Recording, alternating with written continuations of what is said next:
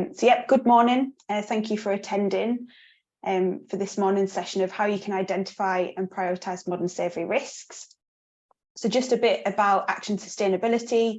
A lot of you are probably quite familiar with us already, but we're a small consultancy firm and we specialise in sustainable procurement, modern slavery, social value, sustainability measurement reporting, energy and carbon, e-learning, sustainability strategy, all that sort of specialism there. And we are also associated with the Supply Chain Sustainability School and the Sustainability Tool. In terms of modern slavery and human rights support, we offer a number of services. So we can do a gap analysis against the new modern slavery due diligence standard, BS 25700. We can also develop policies, work through, develop training, provide toolkits, remediation activities, and focus on the supply chain as well. So there's a broad depth of services that we can offer. In terms of myself, so I've been with the Action Sustainability about a year now, just over a year, and I specialise in supply chain, sustainable procurement and modern slavery. I used to work for a construction manufacturing company, so I've sort of had in-house experience as well as consultancy experience. If anyone wants to reach out to me after this session, here's my contact details. Feel free to get in touch with any questions that you might have. In terms of the session this morning, oh, you can't hear me, Laura. Can everyone else hear me okay?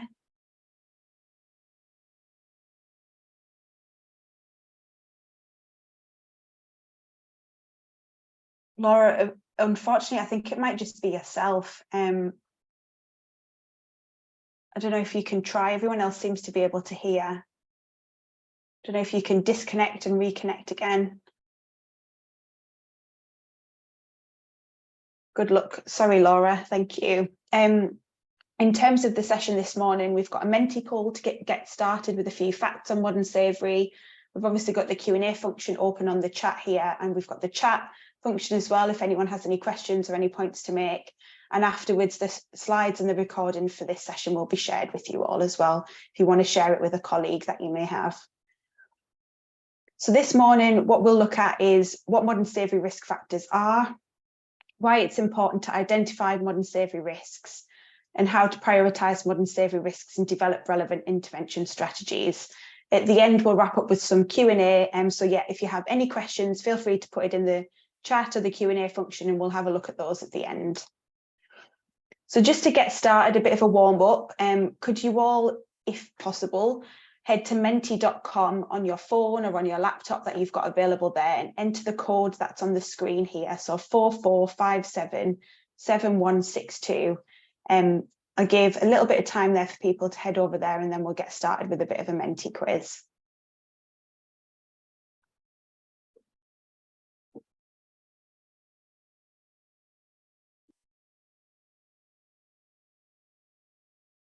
I can see a lot of you are joining Menti there now. Give it a little bit longer and then we'll get started.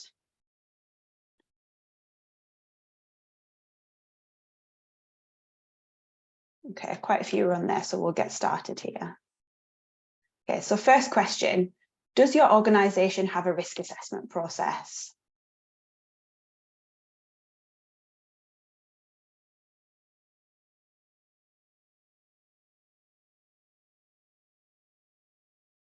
Yep, so it looks like the majority of you do have a risk assessment process, which is quite interesting. That risk assessment process, what risks does the assessment include?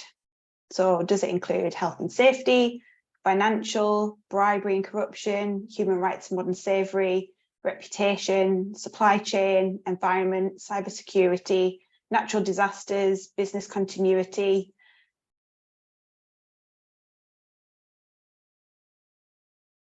Health and safety, a very common one, yeah, as expected. Financial risks, environment, those are the leaders, business continuity, but also looking here, it seems like human rights and modern slavery is also a popular one, which is good.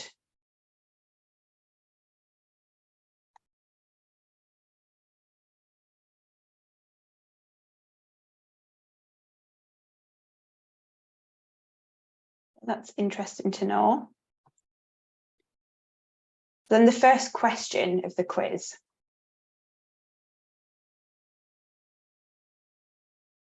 According to the Global Slavery Index, how many victims of modern slavery are there globally?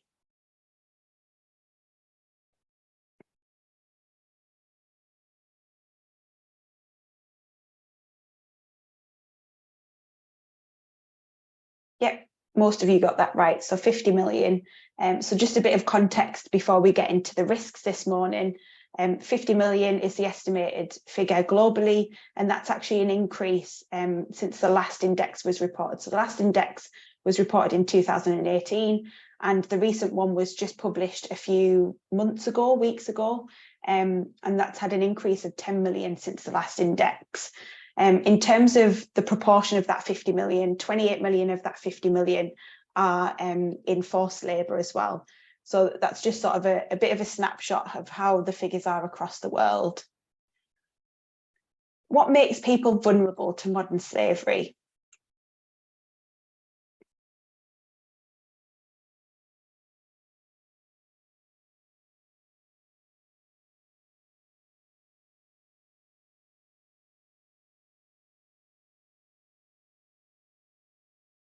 Yep, so a lot of you have definitely got the gist of this theme here. All of those things listed on there can contribute to people being vulnerable to modern slavery. And we'll get into a few more of the details of that when we're looking at risk factors in a second.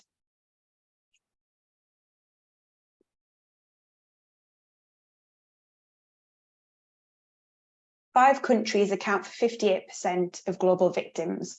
Which country has the highest number of victims?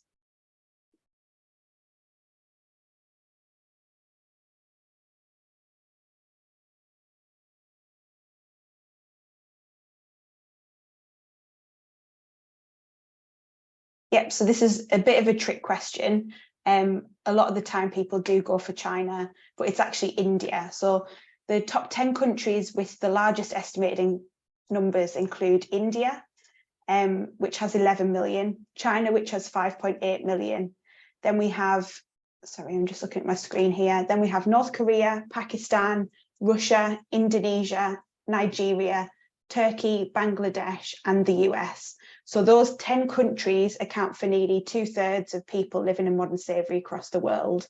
And you'll note from those 10 countries that are listed, some of those are as G20 nations as well. So we've got India, China, Russia, Indonesia, Turkey, and the US there that are G20 countries. So it's quite astounding, the figures that we have there from those countries. And that's the largest estimated number within the countries. When you look at the Global Slavery Index in a bit more detail, you'll often see the prevalence. So that's it against the number of the population in that country as well.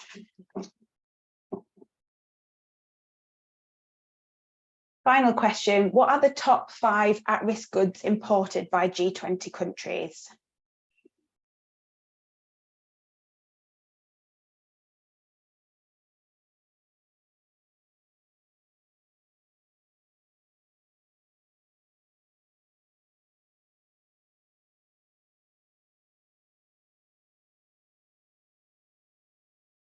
You can see the answers starting to come in now.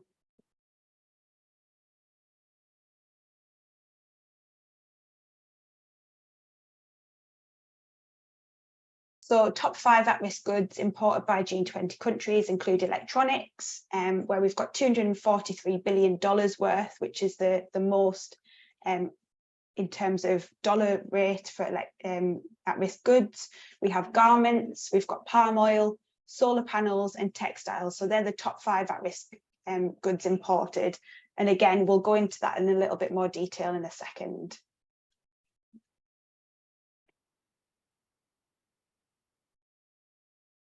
So when we're looking at modern slavery, we're looking at modern slavery risk factors. So what are the risk factors? The behaviours and practices which constitute modern slavery are serious human rights violations. And the level of modern slavery risk depends on a range of intersecting factors, which we've got on the screen here.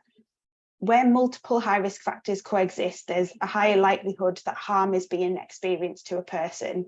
And then additional controls are then required. So intervention strategies to ensure that risk does not become harm. There's a new British standard which was released earlier this year, BS 25700.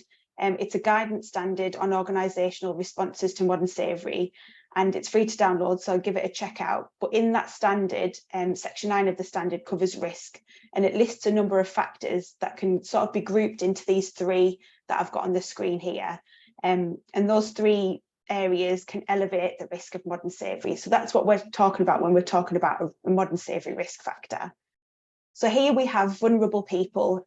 Certain groups might be more vulnerable to exploitation and modern slavery, such as migrant workers, women, marginalised groups, seasonal migrant workers, informal workers, young workers and children, or socially disadvantaged groups. A lot of those sorts of types of people you sort of identified in the quiz earlier.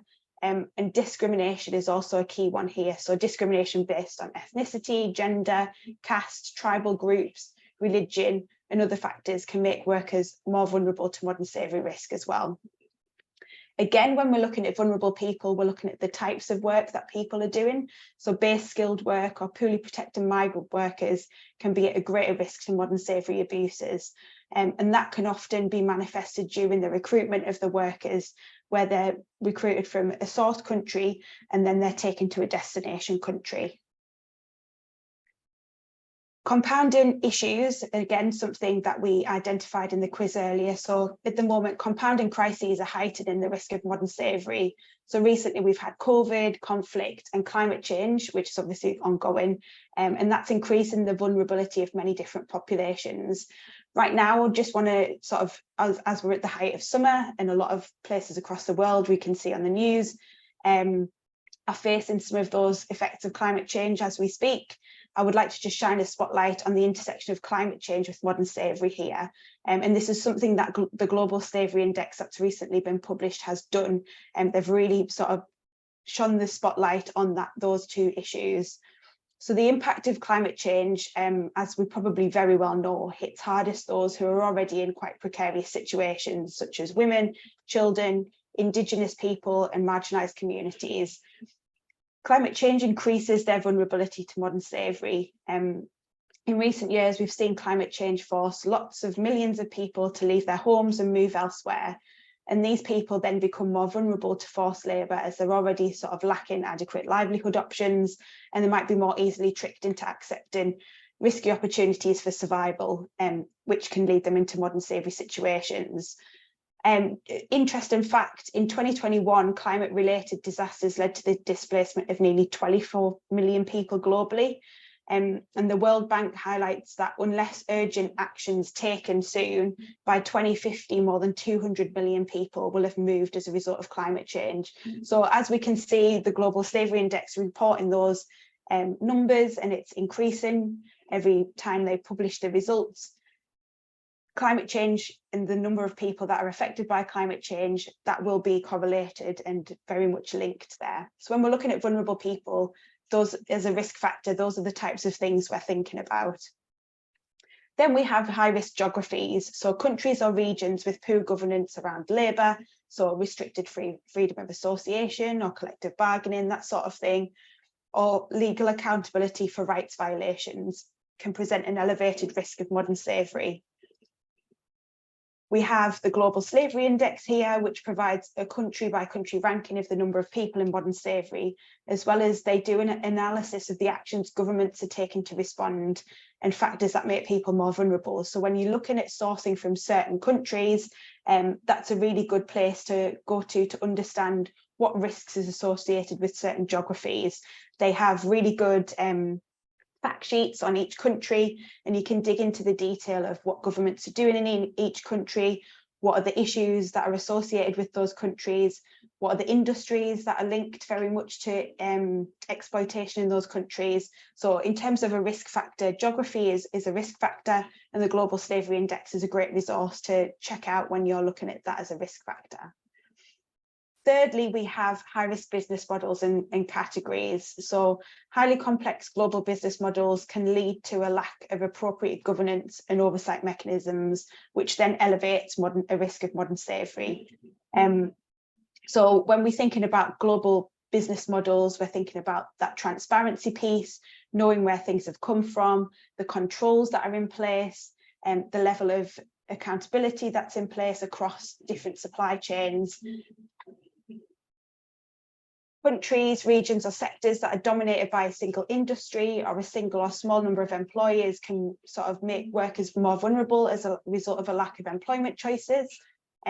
Again, strong fluctuations in demand and supply for labour can increase modern slavery risks as the monitoring of workforce wellbeing, labour providers and recruitment channels are a bit more challenging, and it's often deprioritised against the need for that volume of workers. The relationships in the supply chain vary between industry sectors. So short term, you've got frequently changing and project-based relationships with no longer term engagement or repeat business. That makes it more difficult to achieve transparency or ensure responsible behaviour through the supply chain. As well as that, you've got strong fluctuations in demand and supply across the world at the moment. So that's making transactional relationships a lower ability to scrutinise, and it leads to more potential modern slavery risks. So when we're thinking about modern slavery, it's good to think about these risk factors. So are there vulnerable people involved? Is it from a country where it's got poor governance and likelihood of modern slavery? And is it from a sector or a business model that's, you know, squeezed or complex and it's lacking transparency? Those are the things to think about. Bit of a summary here on the Global Slavery Index. So modern slavery permeates industries that are characterised by informality, with high numbers of migrant workers and where there's limited government oversight. We're seeing obviously the growth of consumer culture. Also through COVID, a lot of purchases were done online.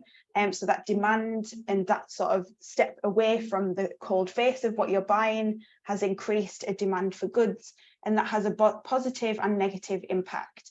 So on the one hand, it can drive, you know, economic growth, innovation, create jobs. But on the other hand, it contributes to environmental degradation, social inequality, and unsustainable patterns of consumption and waste, which links very much with forced labour. So it means that goods produced using forced labour are sold by businesses and they're consumed all over the world. And what we can see here by the Global Slavery Index is lots of examples of this. So for example, fast fashion, it spurred an exponential growth in the garment industry, but workers deep in those supply chains are still facing poor and exploitative workers. So we're seeing a big demand in that good, but further down in the supply chain, that's where the exploitation's happening. Again, we've got forced labour in fisheries, linking very much to environment there. So we've got the motivation to reduce costs, but we've also got a reduction in diminishing sea food that's out in the seas. And that's what that's leading to is cutting corners and forcing people into modern slavery within that sector. So just a bit of a spotlight here on the UK. The UK imports 26.1 billion of at-risk goods. Those top goods are electronics, fish, garments, textiles and timber. So they're the 5 top products that we're importing in the UK which are at risk.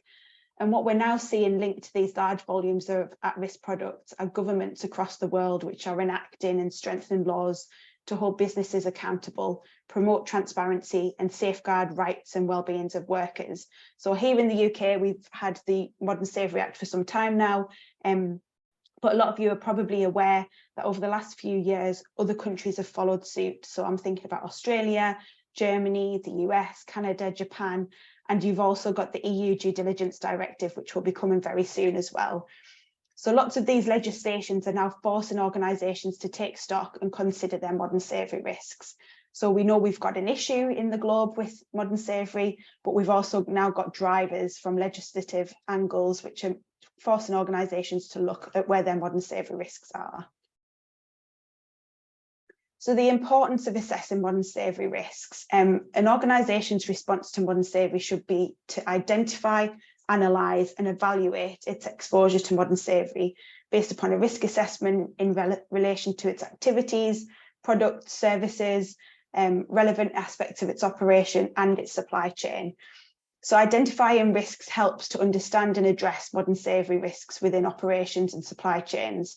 The process should be to identify the sources of modern slavery, the situations or circumstances with the potential to cause, contribute, or linkage to modern slavery. So the UN Guiding Principles on Business and Human Rights describes 3 ways any organisation can be involved with human rights impact. They include causing, so this is where you are directly causing the adverse impact and therefore you're responsible for taking steps to prevent the impact and remediate it. An example with this is your organisation might own or run a factory and that uses exploited labour, so you're causing modern slavery there. Then we have contribute, so where you contribute or could contribute to adverse human rights impacts. So an example here is your organisation might have specifically asked a supplier to find the cheapest possible labour for a project, ignored evidence of workers being exploited, and so you're contributing to that modern slavery. Or again, your organisation might be knowingly setting unrealistic cost targets and delivery timeframes for a supplier, and that can only actually be met by using exploited labour. So you're contributing to modern slavery occurring there. Then the final one here is linkage. So you're not actually causing or contributing to modern slavery, but you're linked through your operations, products or services. So your organisation might be connected to modern slavery through the activities of another organisation. So thinking about financial products and services there, or an organisation that you have a contractual or strategic relationship with. So there's sort of 3 areas to think about when you're assessing your modern slavery risk, and it's really important to think about that. So assessing risk is an essential step to ensure that transparency requirements are targeted and focused, and risk assessment helps to prioritise because obviously, as we showed on the last slide, it's very widespread. It's touching a lot of high-risk goods, it's touching a lot of geographies, a lot of services that we're purchasing, and we can't deal with everything. So doing a risk assessment is that step to prioritise and come up with things that you should start to deal with and prioritise to deal with first. So risks can be looked at in many different ways, including those occurring in the organisation and within your different tiers of your organisation supply chain, so both upstream and downstream. It can also include the associates that you have as a business and the private individuals that are working for you on behalf of your organisation. So for example, organisation workers could independently hire a nanny or a domestic cleaner whilst living or operating overseas. So there's lots of sort of boundaries that you need to think about when you're looking at assessing your risk. Many of you are probably familiar with action sustainability, and you'll recognise this process that I'm about to talk through here. And we use it for a lot of sort of risk assessment, whether it's sustainability or whether it's modern slavery. So for the purpose of this webinar, we'll do a bit of an explanation on assessing risk in a typical heat mapping process. So this assessment can be done at different supply chain levels. It could be at the category, it could be at the product or supplier level. And as an example, these are what we would list down on the left-hand side in the heat map on the screen that we can see here. Then you have the risk factors that we've just discussed. So these should be taken into account when identifying risks. Consider within these spend categories that we've got on the left-hand side, where the categories, products, suppliers intersect with those factors. So do vulnerable people work in that spend category? Where are we sourcing it from? What sort of sector is it operating in? Is it a typical high risk model? So thinking about those things when you're assessing the risk. Risk analysis also involves a detailed consideration of some uncertainties like risk sources, business relationships, what the supply chain looks like, any consequences, likelihood, events, scenarios, controls, and the effectiveness of the controls that are already potentially in place. So when you're assessing the risk, think about some of that evaluation criteria. And then most importantly, the process should be done through consultation with multiple stakeholders. So this aims to bring together different areas of expertise, taking into account different views, and facilitating risk oversight and decision making, and building a sense of inclusiveness and then ownership of that risk as well. So these steps that we've got on the screen here, this should be done through potentially a workshop environment. It should include lots of different stakeholders. And then at the end of it, you will produce a heat map, which shows, in red, those categories and products or suppliers that are deemed high risk. And that's sort of step one in prioritising, where you then develop intervention strategies.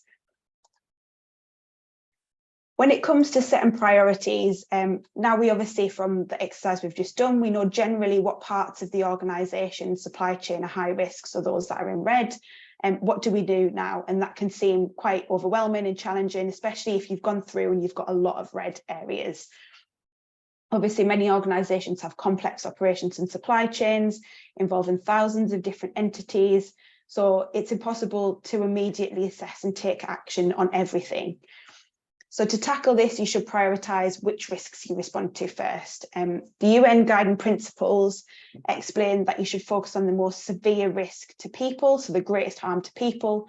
So that means those risks which have the greatest scope or scale, or where delayed response would make them irremediable. And these factors are more important than the probability of the risk occurring. So the UN Guiding Principles says focus on the most risk to people areas. However, looking at modern slavery like this is quite clinical and not always pragmatic for an organisation. In the real world, to be able to dig a little deeper and take action, you need to consider what leverage that you have as an organisation. So, you know, the most highest risk to people, you might not have any leverage, and that's going to be really difficult to dig a little deeper and take some action there. So looking at leverage, or looking at how you could develop and increase leverage, will help to mitigate risks through your procurement process or your operations. Traditionally, leverage in procurement is considering using financial indicators, so looking at the value of the spend that you're having with a supplier to use leverage. But when you're thinking about it in this setting, it's good to expand those parameters and include a few more broader issues. So thinking about the length of your relationship that you're having. So are your contracts transactional or one-off purchases? Or are you going to have a strong long-term relationship with a strategic supplier? What is your place in the supply chain? Are you the ultimate client? Reputation and trust. So is your organisation strategically important to your supply chain? Do they like working with you? And is the relationship mutually beneficial? Do you have funds or ambitions to support innovation and continuous improvement in the supply chain? Another thing is the market fragmented and immature in understanding the risk and responding to modern slavery, or is it quite mature in this space already, so you can start to have more practical conversations? Are there any collaborative initiatives or groups happening in that space? And resilience. Do you have freedom and flexibility to move supply chains if you're not satisfied with the response that you might get? So thinking about some of those parameters is really important when you're looking at the leverage that you might have. So once you've understood how much leverage you have, you need to then consider how best you can use it or increase this leverage to work with your supply chain to mitigate any risks that you've identified. Using leverage in business relationships to reduce human rights risks from Shift is a good resource. So I'll pop that link in the chat, actually, because it's a really good resource and it outlines 5 ways that leverage can be used or increased to address human rights in your supply chain. And once you've considered your risk and leverage, you then use that to inform your intervention strategies. So the outcome of your prioritisation exercise should determine what steps to take next. So obviously we're looking at the level of modern slavery risk along the bottom and what leverage that you have on the top. You'd place those categories on this grid, and then you come up with where you should prioritise. So we're looking here at low risk priority areas. So this is where, in terms of your intervention strategy, it would be you're putting the issue on the radar. So here I'm thinking using contractual terms and conditions and doing some general awareness activities. Then we have medium risk or priorities. This is where you'd proactively raise the issue with the supplier. This is where you'd use pre-qualification questions, clarifications, negotiations, supplier meetings, that sort of thing.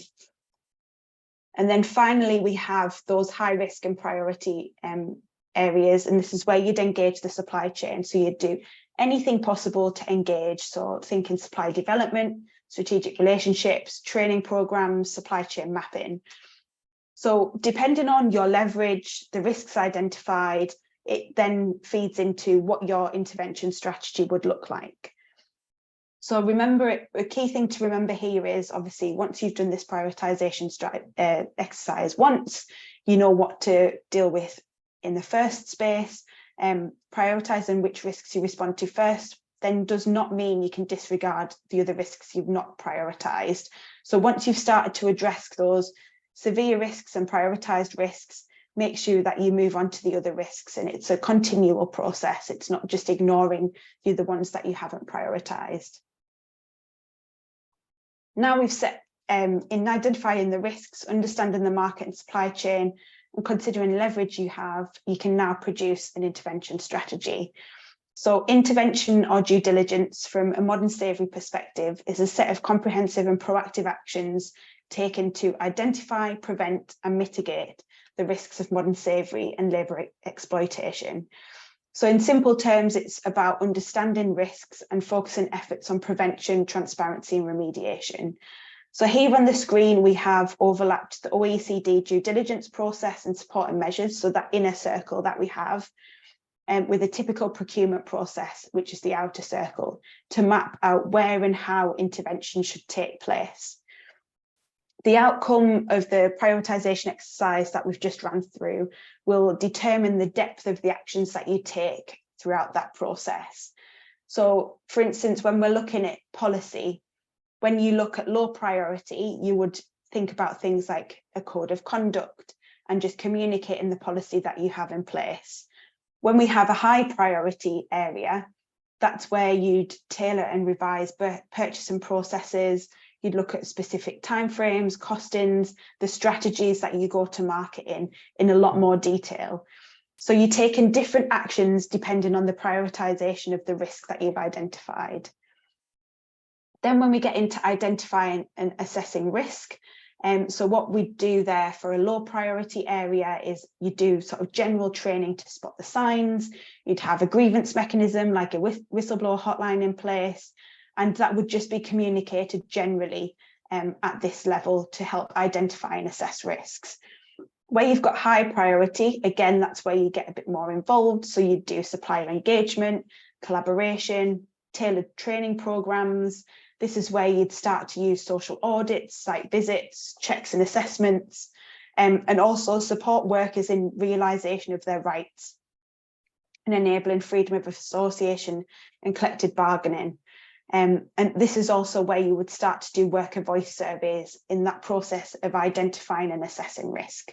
So again, you can see for low priority, you're still doing something, but it's more general. For high priority, it's where you'd get into the real nitty-gritty strategies.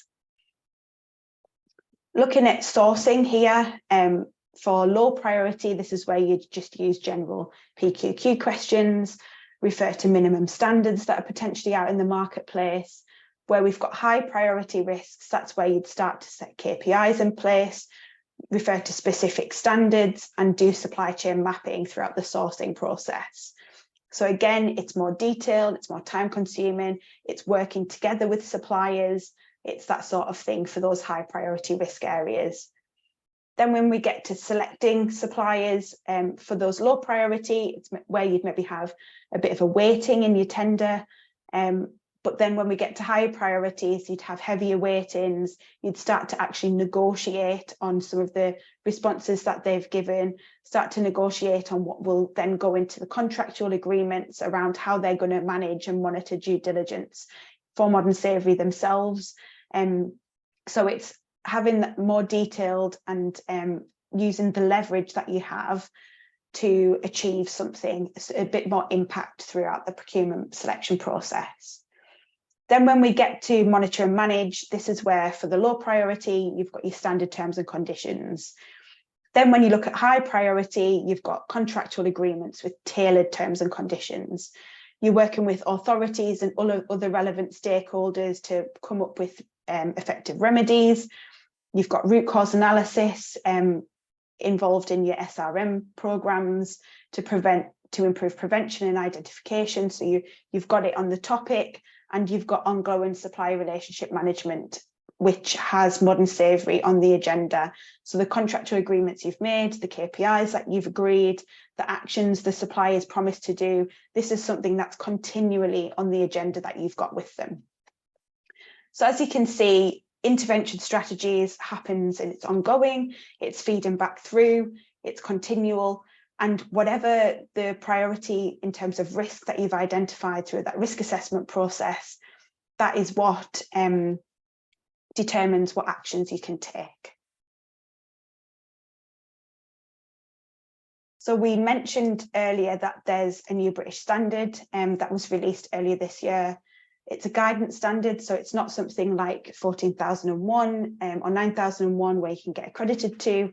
It's a guidance standard.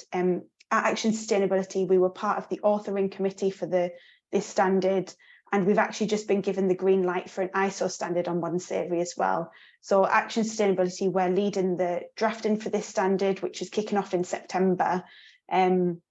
And it'll take about 3 years to develop. So watch this space on this. There's future guidance coming out in terms of how your organisation should respond on this. So yeah, definitely watch this space on this. And then also what I wanted to mention today is coming soon is we're launching a guidance paper for responsible sourcing of solar panels. So we're having a virtual event for this in September. And then following the launch of this, we're going to be running a series of 6 virtual events covering the key elements of the standard and the guidance paper that we're producing. A lot of you might be attending some events already coming up. So we're also speaking at Construction Week, looking at presenting at the solar and storage shows, and we're looking to run some masterclasses during November and January next year. If anyone's interested in a little bit more detail on due diligence and some of the actions to take. So I'll just stop there. I can see we've not had any questions through as of yet. Does anybody have any questions that they want to send through?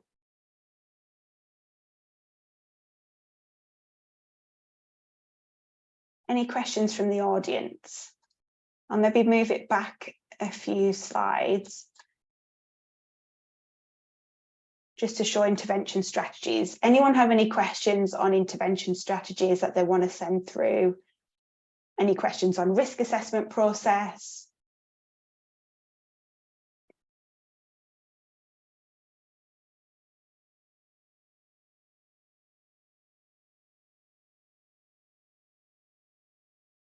And yes, we will be sharing the slides at the end of this. And also there's a recording that's taken place, so we'll be sharing that. Mentioned working groups earlier. Are there any currently available to be part of? Thanks, Manish. So in terms of working groups, that it depends what sector you're in. So I don't know if you can shed a bit of light on the sector that you're in. But lots of different sectors have different working groups. So for instance, with solar panels at the moment, we're working with a group of stakeholders who have sort of come together to develop this guidance document. And within that sector as well, you have the Solar Stewardship Initiative, which is a group that can help within that sector. So I suppose in terms of working groups, if we know what sector you're in, I can maybe shed a bit of light on there. So let us know what sector you think. Construction. So in terms of construction, the Supply Chain Sustainability School has a lot of resources on there, and they also have a modern slavery working group. So it's good to check out Supply Chain Sustainability School for that. And having a look at some of the other questions. Yes, so Becca, yeah, it's the Built Environment Anti-Slavery Task Force, which is a Supply Chain Sustainability School. So for construction, that's definitely the one to go to. From Jack, you have mentioned a few different countries to what is in the Walk Free. Can you confirm where they came from?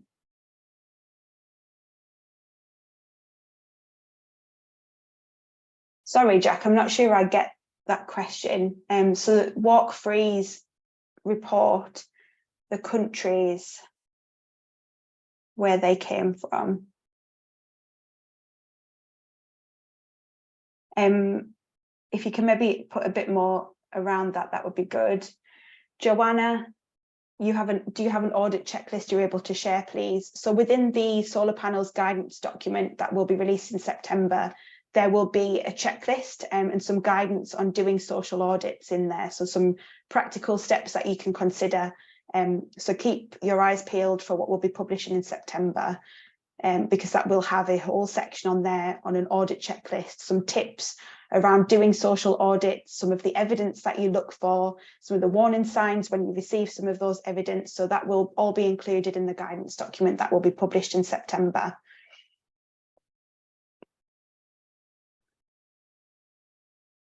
Are there any certifications that a supplier can achieve to demonstrate good control against modern slavery?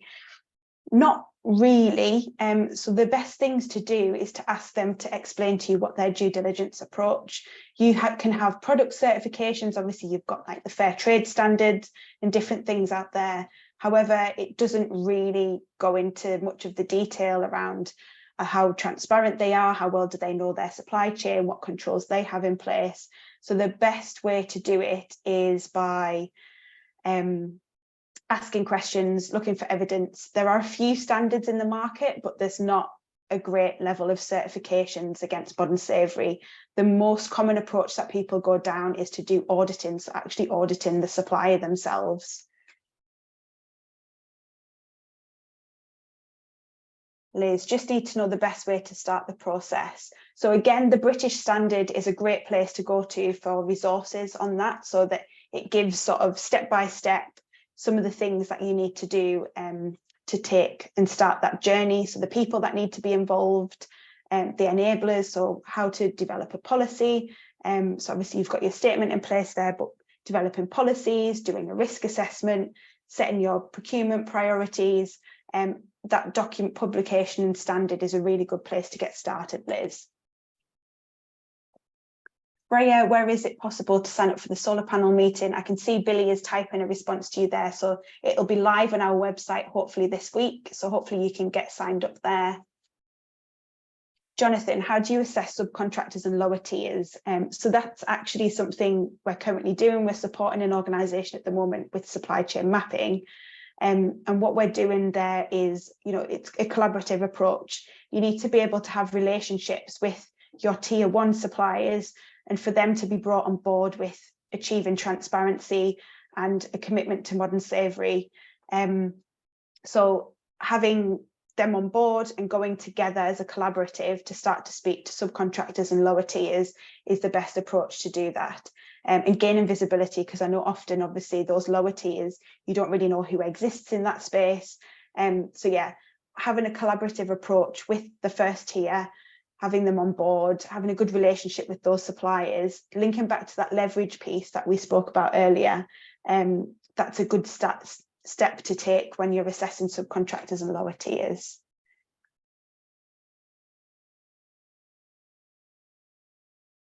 Are there any working groups for public bodies? Not that I'm aware of. I know that different government groups have working groups, but I'm not sure exactly what it means.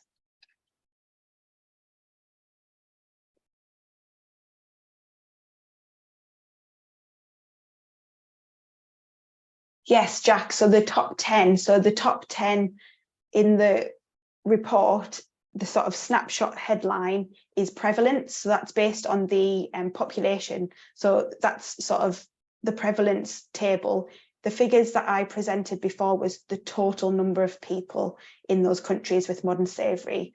So there's two ways of looking at it. It's sort of the prevalence of it within the country and also the total number of people in that country in modern slavery. I get what you mean now. Apologies for that. I think I might have answered all the questions, but if I've missed any, please let me know.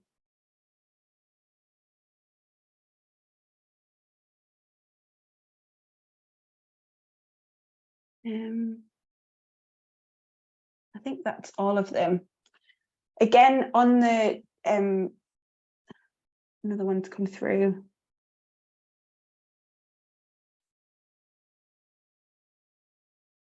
Yes, John. So other resources to look through on product category types, high risk. That's really interesting to look at with the ILO. So the ILO has a breakdown of different sectors and some insights, case studies, evidence of issues that have happened in there. Again, I can share the link within sort of the slides that will be shared after this. I can share some other resources as well. So the GLAA also has some sector specific information packs as well. I'll add that to the resource list that we send as a follow-up to this, John, so I'll share some of those resources with you all there. Okay, I don't think we have any more questions. Again, my contact details will be included in the slides that will be shared after this. Hopefully, here again is my contact details if anyone wants to reach out. Hopefully that session was useful. And again, hopefully look forward to seeing a few more of you at the solar panel guidance launch event that we'll be having in September. So keep your eyes peeled for the link to register for that. Thank you very much for your time. Thanks.